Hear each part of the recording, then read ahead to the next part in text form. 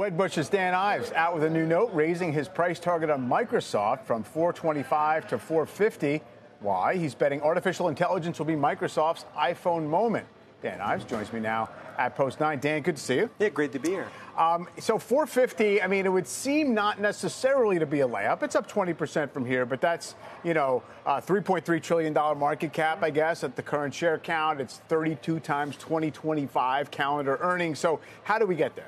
I think it's conservative. I mean, because the reason this is the iPhone moment for Nadella and Microsoft is because AI, the monetization opportunity. I mean, to put some numbers, we could be talking an incremental 25, 30, 40 billion per year. That's not factoring the street numbers.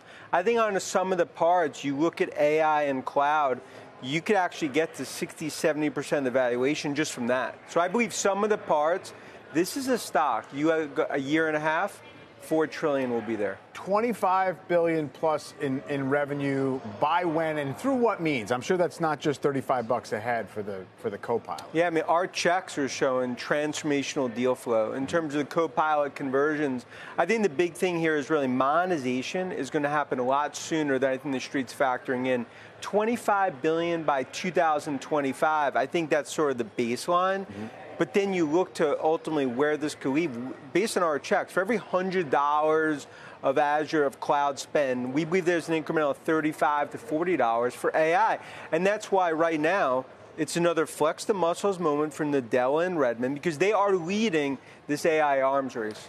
The idea of it being an iPhone moment, though, it would seem to me that when the iPhone was introduced, people didn't have really great expectations for it, right? It was kind of like this thing that was somewhat out of the blue, a lot of skepticism about how big the market was going to be for it. It feels as if we've got a lot of momentum of excitement around Microsoft already with regard to AI. Yeah, no doubt. But I think the difference here is that the iPhone moment, it's from CEOs, CIOs, CTOs, what they're seeing on the use cases. I mean, use cases are exploding across the board. And I think that's really the most important thing here is that Nadella continues to ultimately really play chess, others playing checkers in this AI race. Now, of course, Amazon, Google, and others are going to follow, but the monetization in their own backyard, I still think massively underestimated by the street, which is why we believe 450. I think that's just the next step. As you know, this is, in our opinion, it's a get out the popcorn moment for Microsoft in terms of where this is going.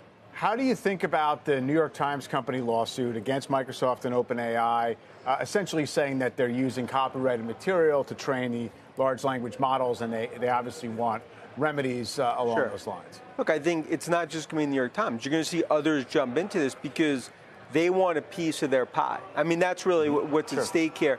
Now, I do think legally speaking, if you look at Microsoft, they're going to defend that turf, and this will continue to play through in the courts. But I think the big thing here is that these content providers are trying to figure out how they can monetize this. Yeah. And ultimately, but it just speaks to Microsoft, OpenAI, Altman. They've been 3-4 steps ahead. And that's really what's happened right now. This is all a game of poker that's being played out. But the top of that mountain is Nadella.